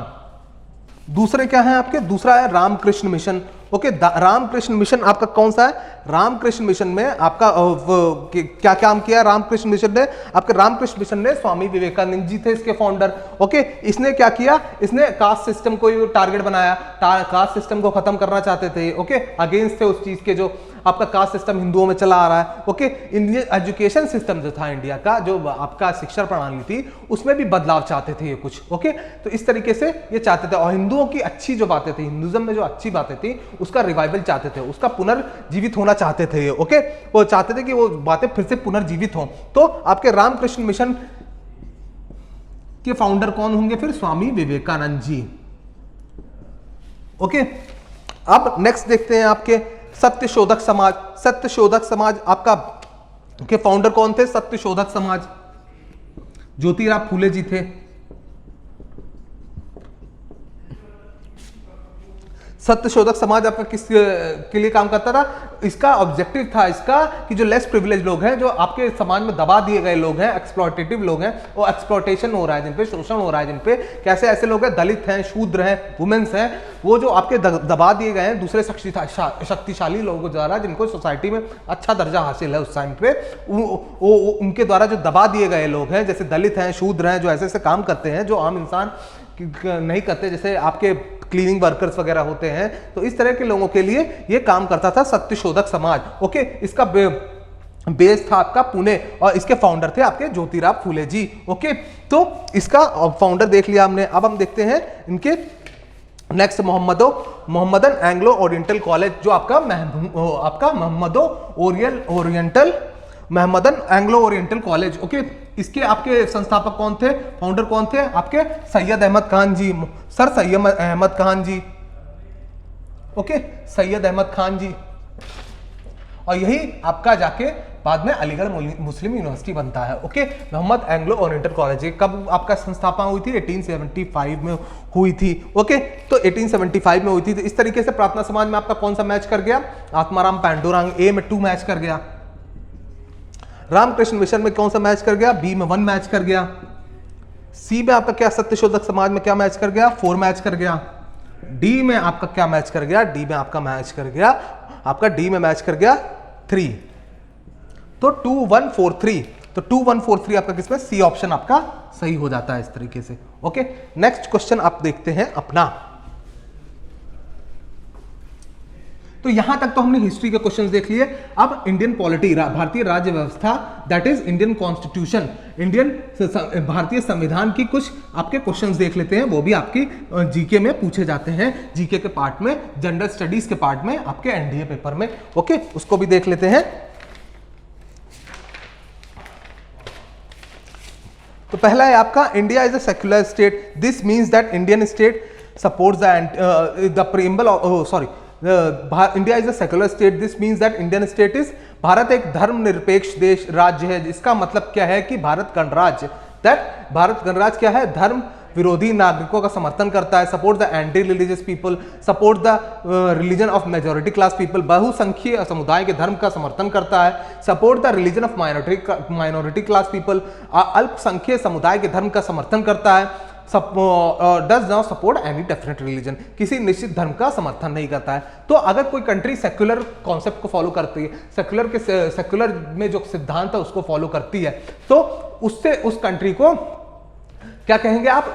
वो कंट्री का कोई डेफिनेट रिलीजन नहीं है। जैसे हमारी भारत सरकार है, ओके, तो हमारी गवर्नमेंट क्या है? कोई हिंदू को ही फॉलो नहीं करती। हमारी देश का कोई अपना खुद का रिलीजन नहीं है। ओके, हिंदू इसमें ज्यादा रहते हैं, बट ये हिंदू राष्ट्र नहीं है। ओके, ये नहीं कह सकते आप भारतीय राष्ट्र है, हिंदू राष्ट्र नहीं है। ओके, तो इस वजह से आपका India is a secular state, this means that does not support any definite religion. ना ही हम मुस्लिम को फॉलो करते हैं, ना ही हम हिंदू को फॉलो करते हैं, ना ही हम पारसियों को फॉलो करते हैं, कोई हम ऐसा पर्टिकुलर धर्म फॉलो नहीं करते हैं। ओके, हमारे लिए सारे धर्म एक समान है, because we do not follow any religion. This means the meaning of secular state is we do not follow और support any definite religion, we see every religion as a equal quantity. Okay, सारे religions को हम बराबर नजर से देखते हैं, we see every religion with equal eyes. Okay, equal support and equal respect. Okay, किसी निश्चित धर्म का समर्थन हम नहीं करते हैं, ये होता है सेक्युलर स्टेट का मीनिंग। और भारत का जो संविधान है, भारत का जो संविधान की जो प्रियम्बल है, जो प्रस्तावना है, उसमें सेक्युलर वर्ड ऐड किया गया था आपका 42वें संविधान संशोधन 1976 के दौरान, 1976 के द्वारा। ओके, तो 42वें संविधान संशोधन 1976 के द्वारा आपका सेक्युलर वर्ड आपके प्रियम्बल में ऐड किया गया था। नेक्स्ट क्वेश्चन है, the preamble of Indian constitution clearly depicts the influence of which foreign revolution. भारतीय संविधान की प्रस्तावना पर किस क्रांति का प्रभाव नहीं झलकता है। यहां नहीं हटा दीजिएगा आप। ओके, तो इस क्वेश्चन में नहीं जो है वो हटा दीजिएगा, झलकता है ये क्वेश्चन है। ओके, नहीं है यहाँ पे। ओके, तो झलकता है, भारतीय संविधान की प्रस्तावना पर किस क्रांति का प्रभाव झलकता है। The preamble of Indian constitution clearly depicts the influence of which foreign revolution. Okay, पहला दिया है फ्रेंच रेवोल्यूशन, ओके, फ्रांसीसी क्रांति 1789 वाली। दूसरा दिया है अमेरिकन रेवोल्यूशन, ओके, अमेरिकी क्रांति 1776 वाली। तीसरा दिया है बोल्शेविक रेवोल्यूशन। बोल्शेविक रेवोल्यूशन मतलब रशिया में बोल्शेविक पीपल रहते थे, ओके, बोल्शेविक लोग रहते थे, उन्होंने एक क्रांति की थी 1917 में, वो क्रांति है ये। ओके, तो बोल्शेविक मतलब आपके रशियन पीपल्स, ओके, रशिया के लोग, ओके, यूएसएसआर के लोग। तो बोल्शेविक रेवोल्यूशन 1917 की क्रांति से क्या हमारा प्रियम्बल प्रभावित है। भारतीय संविधान की जो प्रस्तावना है वो क्या प्रभाव लेती है इससे? नहीं। आप नेक्स्ट देखते हैं चाइनीज रेवोल्यूशन, चीन की क्रांति 1912 वाली। ओके, क्या इससे प्रभावित है? चलिए देखते हैं कौन सी क्रांति से प्रभावित है। ओके, तो प्रियम्बल हमारा क्या है, we the people of India having solemnly resolves to constitute India into a socialist secular democratic republic. हम भारत के लोग, ओके, हम भारत के लोग भारत को एक सोशलिस्ट, सामाजिक, सेक्युलर, धर्मनिरपेक्ष, डेमोक्रेटिक, लोकतांत्रिक, रिपब्लिक, गणराज्य बनाना चाहते हैं, रिपब्लिक कंट्री बनाना चाहते हैं। Okay, socialist, secular, democratic, republic बनाना चाहते हैं। समाजवादी, धर्मनिरपेक्ष, डेमोक्रेटिक, लोकतांत्रिक, रिपब्लिक, गणराज्य तरीके का देश बनाना चाहते हैं। ये सारे सोशलिस्ट, सेक्युलर, डेमोक्रेटिक, रिपब्लिक हमारे कॉन्सेप्ट हमारे देश में, हमारे संविधान में हो। ओके, हमारे देश में ये सारे प्रिंसिपल्स, हमारे देश में ये सारे धारणाएं फॉलो होती हो, हमारे जो भी लॉज बने, हमारे जो भी एक्ट्स आए, उनमें ये धारणा झलके। ओके, तो इस तरीके का हमारे प्रस्तावना में दिया गया है। तो अब ये ये इस क्वेश्चन में पूछा है कि कौन से क्रांति से हमने प्रस्तावना में सबसे ज्यादा चीजें, हमारी प्रस्तावना की सबसे ज्यादा चीजें यहाँ इस क्रांति से, किस क्रांति से आपकी प्रभावित हुई है प्रियम्बल की। तो प्रियम्बल की जो फ्रेंच रेवोल्यूशन था 1798 का, उसमें हमने अपने क्रांति में, अपने प्रियम्बल में लिबर्टी, इक्वलिटी और फ्रैटर्निटी का कॉन्सेप्ट है। जो हमारी प्रस्तावना में लिबर्टी, इक्वलिटी और फ्रैटर्निटी का कॉन्सेप्ट है। लिबर्टी मतलब आपकी आजादी, liberty of thought, expression, belief, faith and worship. Okay, इस तरह की लिबर्टी, आजादी हमने, बिलीफ आपके भरोसा करने की, फेथ की, आपकी किसी भी चीज पे फेथ करने की, भरोसा करने की, बिलीफ आपके किसी भी चीज पे आपका भरोसा, मतलब आप बिलीफ समझ सकते हैं कि हिंदी में इसका मतलब क्या होगा। बिलीफ मतलब किसी भी चीज पे विश्वास रखना। ओके, वर्शिप पूजा करने की, अर्चना करने की, आस्था रखने की किसी चीज पे, बिलीफ, फेथ एंड वर्शिप। तो इस तरह की लिबर्टी हमने किससे ली है? इस तरह की आजादी हमने फ्रेंच रेवोल्यूशन के जो प्रिंसिपल्स थे उनमें से एक प्रिंसिपल्स में से हमने उससे इंस्पायर होकर अपने प्रस्तावना में डाली है। ओके, दूसरी इक्वालिटी, बराबरी का हमने क्या देखा, बराबरी का जो प्रोविजन है, बराबरी का जो प्रोविजन है दूसरे फ्रेंच रेवोल्यूशन से हमने लिया है। वहां के प्रिंसिपल में जो चल रहा था, वहां के जो लोग आइडियाज दे रहे थे इक्वालिटी का, उससे हमने इंस्पायर होकर अपने प्रियम्बल में उसी तरीके की अपनी इक्वालिटी डाली है, उस तरीके की ही समानता डाली है। इक्वालिटी कैसी डाली है हमने? Equality of status and opportunity डाली है, and to promote among them all. Okay, and to promote among them all, उस तरह की हमने इक्वालिटी डाली है। मींस हम सब इस तरह की इक्वालिटी जो स्टेटस अपॉर्चुनिटी की इक्वालिटी होगी, किसी को समान अवसर देने की अपॉर्चुनिटी होगी, किसी को स्टेटस सोसाइटी में बराबर स्टेटस देने की इक्वालिटी होगी। ओके, स्टेटस हम इक्वली देंगे सबको, किसी को अमीर गरीब ज्यादा नहीं समझेंगे, अमीर को ही नहीं हाई स्टेटस दे देंगे और आपके गरीब को बहुत नीचे का स्टेटस दे देंगे। इस तरीके की चीजें हम नहीं करेंगे। तो इस तरीके की चीजें हमने प्रियम्बल में अपने लिखी हैं, और वो सारी चीजें हमने कहां से इंस्पायर होकर लिखी है? हमने फ्रेंच रेवोल्यूशन, फ्रांसीसी क्रांति के जो प्रिंसिपल्स थे, जो फ्रांसीसी क्रांति जो चाहती थी अपने देश में, उससे इंस्पायर होकर ली है। ओके, उसके बाद फ्रैटर्निटी आपकी भाईचारे की, फ्रैटर्निटी मतलब होता है भाईचारे का प्रावधान। ओके, तो भाईचारे का जो प्रावधान है, हमारे सेंस ऑफ कॉमन ब्रदरहुड का प्रावधान भी हमने अपने फ्रेंच रेवोल्यूशन से लिया है। तो लिबर्टी, इक्वलिटी और फ्रैटर्निटी, भाईचारे का प्रावधान, fraternity, okay, sense of common brotherhood, which is the meaning of fraternity, sense of common brotherhood, भी हमने आपका कहां से लिया है, आपका अपने फ्रेंच रेवोल्यूशन से लिया है। ओके, सो लिबर्टी, इक्वलिटी, फ्रैटर्निटी, ये सारे कॉन्सेप्ट हमने कहां से लिए हैं? लिबर्टी, इक्वलिटी, फ्रैटर्निटी हमने लिया है आपका फ्रांसीसी क्रांति से, फ्रेंच रेवोल्यूशन के कॉन्सेप्ट से लिया है, जो वो कॉन्सेप्ट फॉलो कर रहे थे, जो वो प्रिंसिपल फॉलो कर रहे थे, वहां से लिया है। तो इस क्वेश्चन का आंसर क्या हो गया? ए हो गया। ओके, नेक्स्ट देखते हैं आप अपना question. The federal structure of Indian constitution is influenced by, okay, तो ये क्वेश्चन है आपका। तो भारतीय संविधान का संघीय स्वरूप किससे प्रभावित है? यूएसए से प्रभावित है, कनाडा से प्रभावित है, ऑस्ट्रेलिया से प्रभावित है कि आयरलैंड से प्रभावित है? तो यूएसए में भी आपके जो संघीय ढांचा है उसमें स्टेट्स और उसके संविधान में स्टेट्स और जो सेंटर है उनका, उनमें के बीच में कैसा पावर का डिस्ट्रीब्यूशन होगा वो लिखा हुआ है। कनाडा में भी जो स्टेट्स हैं और राज्य है, स्टेट्स हैं और सेंटर है, राज्य है और जो संघ है, यूनियन गवर्नमेंट है, उसके बीच में भी कैसा होगा पावर्स का डिस्ट्रीब्यूशन, या पावर स्टेट्स के पास कैसी होंगी और सेंटर के पास कैसी होंगी, वो सारा उसमें लिखा हुआ है उनके कनाडा के कॉन्स्टिट्यूशन में, कनाडा के संविधान में। जो रिलेशन आपका स्टेट और सेंटर के बीच में यूएसए में है, ओके, और जो स्टेट का रिलेशन और सेंटर का रिलेशन कनाडा में है, दोनों में डिफरेंस है। यूनियन का जो सेंटर का जो ज्यादा पावरफुल है आपका कनाडा के कॉन्स्टिट्यूशन के हिसाब से, ओके, कनाडा में आपका सेंटर ज्यादा पावरफुल है, केंद्र के जो गवर्नमेंट है वो ज्यादा पावरफुल है, यूनियन ज्यादा पावरफुल है। यूनियन ज्यादा पावरफुल क्यों बनाई गई है? क्योंकि आपका सेंटर अगर पावर रहेगा तो स्टेट यूनाइटेड, कंट्री यूनाइटेड होकर ज्यादा अच्छे से रह पाएगा। ओके, तो उस वजह से इंडिया कंट्री को एक मजबूत ढांचे में ढालने के लिए, मजबूत रखने के लिए, सारे स्टेट्स को आपस में एकदम जुड़े रहने के लिए, एक यूनिफाइड कल्चर बनाने के लिए, मींस आपका डाइवर्सिफाइड कल्चर में भी एक यूनिटी बनाने के लिए, इस तरीके की कॉन्सेप्ट को लाने के लिए आपका सेंटर को ज्यादा पावर दी जाती है। ये प्रावधान आपके कनाडा में है। ओके, यूएसए में कंपैरेटिवली जो कनाडा के सेंटर को पावर दी गई उससे कम है। ओके, तो इस वजह से आपका कनाडा का जो कॉन्सेप्ट है हमने अपनाया है, ना कि यूएसए का कॉन्सेप्ट अपनाया है। ओके, तो कनाडा का कॉन्सेप्ट जो कनाडा के बीच, सेंटर और स्टेट के बीच में जैसा रिलेशन है, ओके, जैसे पावर्स का आपका कॉन्स्टिट्यूशन में लिखी है, जो राज्य ये फॉलो करेंगे, जैसे वहां पे लिखा है कि रेसिडुअरी पावर्स, ओके, अवशिष्ट शक्तियां केंद्र के पास होंगी, उस तरीके का प्रावधान हमने लिए हैं। तो सेंटर और स्टेट के बीच में जो रिलेशन है, सेंटर और स्टेट के बीच में शक्तियों का जो स्टेट के पास जिस तरीके की शक्ति रहनी चाहिए वो आपके जैसे कनाडा के कॉन्स्टिट्यूशन में लिखा है, और केंद्र के पास कैसी शक्ति लेना चाहिए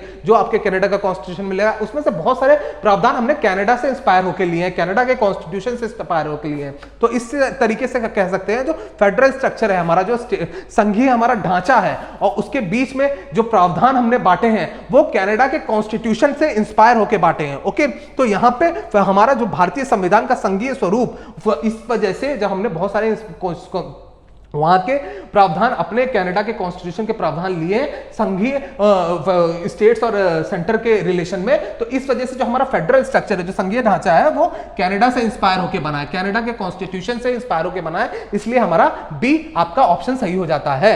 अब नेक्स्ट क्वेश्चन है आपका, the nature of Indian constitution is best expressed as, okay, तो क्वासी फेडरल, ओके, अर्ध संघीय मतलब होता है क्वासी फेडरल का, a combination of British constitution and American constitution, और federal based on American interpretation, और फेडरल विद यूनिटरी सिम्टम्स। ब्रिटिश संविधान और अमेरिका संविधान का मिश्रण होगा, कि संघात्मक अमेरिकी व्याख्या पर आधारित है, कि एकात्मक लक्षणों से युक्त संघात्मक है, तो क्या होगा?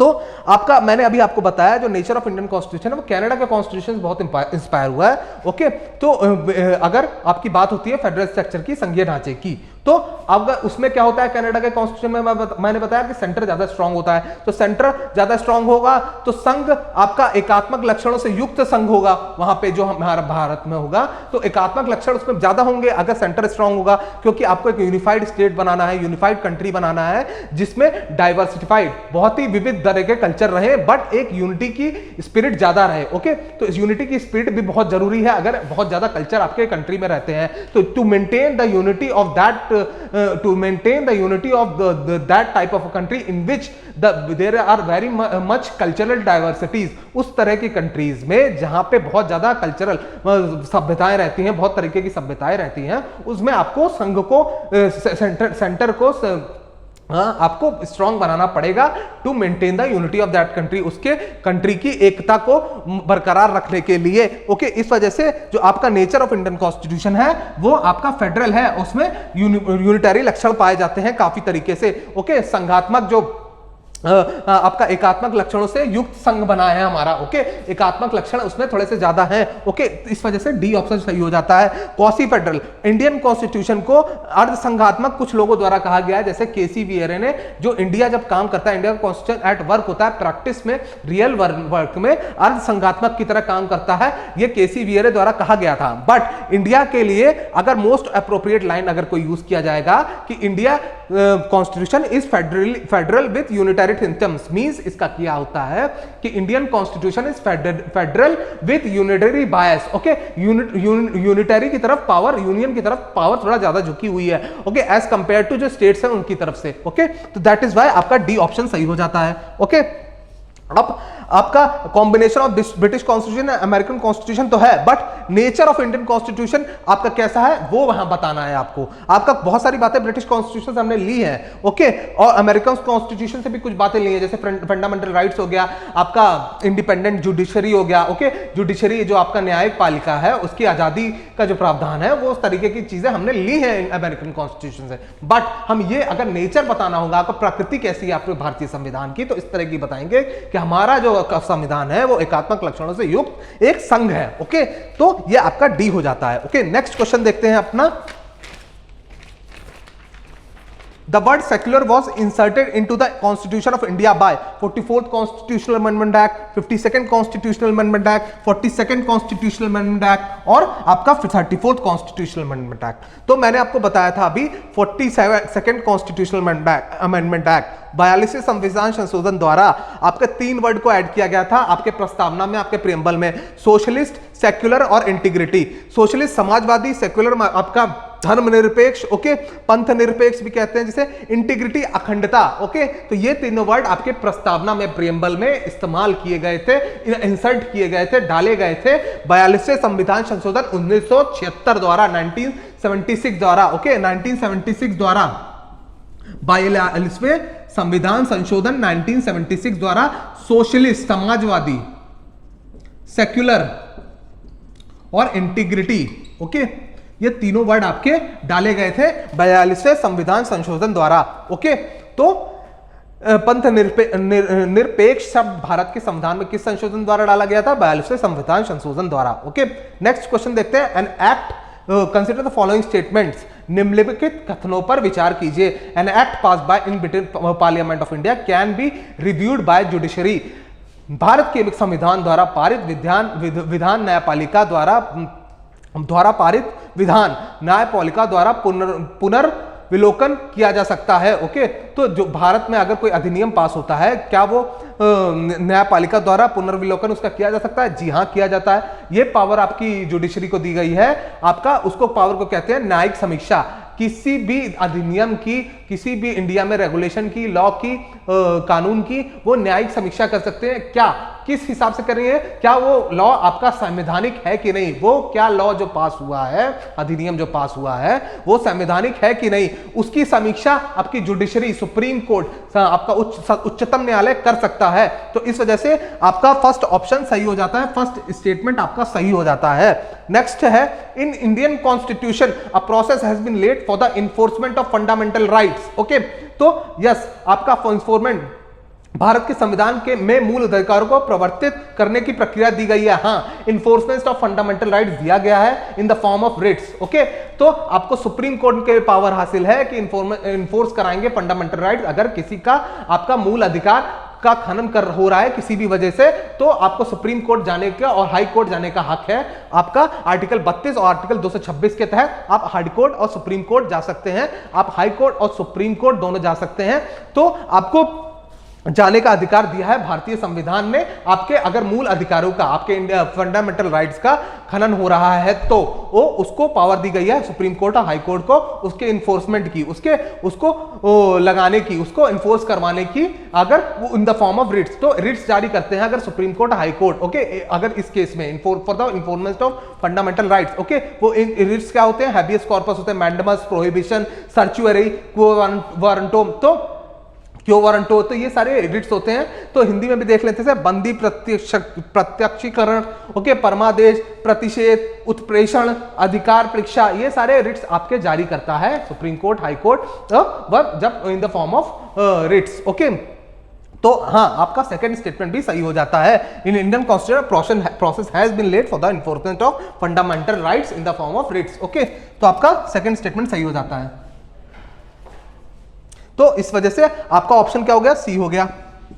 नेक्स्ट है the power of enforcement of fundamental rights is vested in, तो मैंने अभी आपको बताया इन्फोर्समेंट ऑफ फंडामेंटल राइट्स किसको पावर दी गई है, इन्फोर्समेंट ऑफ फंडामेंटल राइट्स की सुप्रीम कोर्ट और हाई कोर्ट को। जब भी उसका खनन होता है, आपके फंडामेंटल राइट्स का, मूल अधिकारों का खनन होता है, तो आप सुप्रीम कोर्ट से हाई कोर्ट जा सकते हैं। वो आपके ऐसे ऑर्डर दे सकती है सुप्रीम कोर्ट और हाई कोर्ट कि भैया इन लोगों का फंडामेंटल राइट्स का खनन हो रहा है, इसका इन्फोर्समेंट होगा, हम रिट जारी कर रहे हैं, आप इनको इन्फोर्स करवाइए आप, ओके। इन्फोर्समेंट का ऑर्डर जारी कर सकती है फंडामेंटल राइट्स के सुप्रीम कोर्ट, हाई कोर्ट, और दोनों जगह आपको ये पावर दी गई है, सुप्रीम कोर्ट में भी, उच्चतम न्यायालय में भी, उच्च न्यायालयों को भी, ओके। इस वजह से आपका डी ऑप्शन सही हो जाता है, ओके। नेक्स्ट क्वेश्चन देखते हैं। The term untouchability is mentioned in the constitution, okay. Mentioned यहां वर्ड यूज नहीं होना चाहिए, यहां पे वर्ड यूज होना चाहिए इज डिफाइंड, ओके। तो डिफाइंड, तो आपका आर्टिकल 17 में आपके अनटचेबिलिटी की बात की गई है, बट आपका अनटचेबिलिटी कहीं मेंशन नहीं किया और आपका डिफाइन नहीं किया गया है कॉन्स्टिट्यूशन में, ओके। अनटचेबिलिटी की कहीं डेफिनेशन नहीं दी है कि ये फला चीज आपकी अनटचेबिलिटी है और ये पर्टिकुलर प्रोसेस आपका अनटचेबिलिटी कहलाएगा। तो अगर आपको क्वेश्चन में मेंशन्ड हटा दीजिए, यहां से आप इसको कर लीजिए मेंशन्ड, हटा दीजिए यहां से, इसको कर दीजिए आप डिफाइंड, ओके। और आप इसमें छुआछूत शब्द का उल्लेख की जगह परिभाषित लिख दीजिए आप वहां पे हिंदी में, उल्लेख की जगह परिभाषित, ओके। उल्लेख की जगह परिभाषित लिख दीजिए वहां पे, मेंशन की जगह डिफाइंड लिख दीजिए, उल्लेख की जगह परिभाषित लिख दीजिए, ओके। तो टर्म ये क्वेश्चन ऐसा बन जाएगा, the term untouchability is defined in the constitution. तो पहली स्टेटमेंट गलत हो गई। आर्टिकल 17 में अबॉलिशन ऑफ अनटचेबिलिटी कर दी है, जो कि आपका फंडामेंटल राइट है, हम फंडामेंटल राइट को अबॉलिश करेंगे, okay. Abolition of fundamental right is given in the abolition of untouchability is given in the Indian constitution. आपका छुआछूत को रोकने का प्रावधान आपके भारतीय संविधान में मूल अधिकारों के अंतर्गत दिया गया है, आर्टिकल 17 में, अनुच्छेद 17 में, ओके। तो आपका बट ये अनटचेबिलिटी वर्ड आपका डिफाइन नहीं किया गया है, ओके। कॉन्स्टिट्यूशन में छुआछूत शब्द का आपका परिभाषित नहीं किया गया है, ओके। उल्लेख को परिभाषित में चेंज करेंगे क्वेश्चन में, ओके। मेंशन को आप डिफाइन में चेंज करेंगे क्वेश्चन में, ओके। तो term untouchability is not defined in the constitution. तो आपका कह रहा है पहला statement, term untouchability is defined in the constitution, तो पहला स्टेटमेंट गलत हो जाता है आपका। दूसरा आपका article 21A is related to right of education, अनुच्छेद 21A शिक्षा के अधिकार से संबंधित है। हाँ, आपका राइट टू एजुकेशन, जिसमें कहा जाता है कि 16 से 14 ईयर्स के जो बच्चे हैं उनको फ्री और कंपलसरी एजुकेशन आपको फ्री और कंपलसरी एजुकेशन देने का प्रावधान है आर्टिकल 21A के अंतर्गत, और in such a manner as the state may determine, okay. तो 16 से 14 वर्ष के बच्चों के लिए फ्री और आपकी कंपलसरी एजुकेशन दी जाएगी उन्हें, और उस तरीके से दी जाएगी जैसे वहां का राज्य निर्धारित करेगा, ओके। फ्री आपको दी जाएगी, ओके, मुफ्त में, और आपकी कंपलसरी, ओके, वो कंपलसरी होगा, कंपलसरी आपका होगा वो एजुकेशन जो आपको 6 और 14 वर्ष के बीच के बच्चों को दी जाएगी आर्टिकल अनुच्छेद 21A के अंतर्गत, ओके। और ये आर्टिकल 21A आपके फंडामेंटल राइट मूल अधिकारों में कब जोड़ा गया था? 86th कॉन्स्टिट्यूशनल अमेंडमेंट एक्ट 2002 के द्वारा जोड़ा गया था। ये भी क्वेश्चन आता है, ये बहुत इंपॉर्टेंट है, आप याद रखिएगा। तो इस वजह से आपका फर्स्ट गलत हो जाता है, सेकंड आपका सही हो जाता है। तो सेकंड आपका, तो ऑप्शन आपका क्या हो गया? बी हो गया। नेक्स्ट क्वेश्चन देखते हैं, which of the following was not added into the directive principles by 42nd constitutional amendment act, okay. तो निम्नलिखित में से कौन सा एक संविधान के 42वें संशोधन द्वारा नीति निर्देशक तत्वों में नहीं जोड़ा गया था। ओके, तो जोड़ा क्या क्या गया था वो देख लेते हैं। तो पहला जोड़ा गया था आपका 39A। ओके, आर्टिकल अनुच्छेद 39A के तहत equal justice and free of cost legal add, counselling की जगह आप एड भी लिख लेंगे तो चलेगा। ओके, तो equal justice and free of cost legal aid to the poor. Okay, आपका क्या होगा इसका मतलब समान न्याय तथा निशुल्क कानूनी सलाह, वो आर्टिकल 39A के तहत नीति निर्देशक में जोड़ा गया था। डायरेक्टिव प्रिंसिपल में 42वें संविधान संशोधन द्वारा जोड़ा गया था ये। ओके, उसके बाद आप देखेंगे participation of workers in the management of industries, जो ऑप्शन डी पे दिया है आपका, उद्योगों के प्रबंधन में श्रमिकों की भागीदारी, ये आपका आर्टिकल अनुच्छेद 43A के तहत आपके 42वें संविधान संशोधन द्वारा नीति निर्देशक DPSP, directive principles of state policy में जोड़ा गया था। ओके, उसके बाद आपका क्या जोड़ा गया था, उसके बाद आपका जोड़ा गया था 48A अनुच्छेद 48A के तहत आपका protection of environment, wild life and forest, पर्यावरण, वन जीवन और वन की सुरक्षा का प्रावधान आपका डायरेक्टिव प्रिंसिपल भारत के नीति निर्देशक में 42वें संविधान संशोधन 42nd कॉन्स्टिट्यूशनल अमेंडमेंट 1976 के द्वारा जोड़ा गया था। ओके, तो आपका 48A के तहत आपका ए ऑप्शन जोड़ा गया था। ओके, तो आपका बच क्या गया C common civil code for all citizens, ये डीपीएसपी में directive principles of state policy में भारत के नीति निर्देशक में पहले से मौजूद था। यूनिफॉर्म सिविल कोड, सभी समान न्याय, आपका क्या है ये, सभी नागरिकों के लिए समान आचार संहिता, ये पहले से मौजूद था इन the form of article 44, in the form of अनुच्छेद 44, अनुच्छेद 44 के प्रावधान में ये पहले से दिया गया था, ये जोड़ा नहीं गया था आपका। ओके, तो ये था आपका, तो यहां पे ऑप्शन आपका क्या सही हो जाता है, यहां पे बताना है कि not added in the directive principles, 42वें संविधान संशोधन नीति निर्देशक तत्वों में नहीं जोड़ा गया था, तो इस वजह से आपका ऑप्शन सी हो जाता है। ओके, तो कॉमन सिविल कोड एक ही, आपका समान न्याय आचार संहिता एक ही स्टेट में भारत के लगी है, वो है गोवा। ओके, तो ये आप याद रखिएगा। ओके, तो ये आपका था आज का सैंपल पेपर एनडीए का जीके के लिए। ओके, इसको बार बार देखिए, आप खुद से पहले क्वेश्चन लगाइए पॉज करके, उसके बाद आप इसको एक्सप्लेनेशन देख सकते हैं और भी बहुत सारी अच्छी चीजें जान सकते हैं इस एक्सप्लेनेशन के थ्रू। ओके, तो टिल देन गुड बाय, अब हम मिलेंगे अपने नेक्स्ट एनडीए सैंपल पेपर में। Till then goodbye. Okay, thank you. Major Kalshi classes, online courses for all defense exams, recorded lecture, e-notes, daily live classes, online test। अब online पढ़ेगा तभी तो फौजी बनेगा India. Download the MKZ Learning app and fulfill your dreams।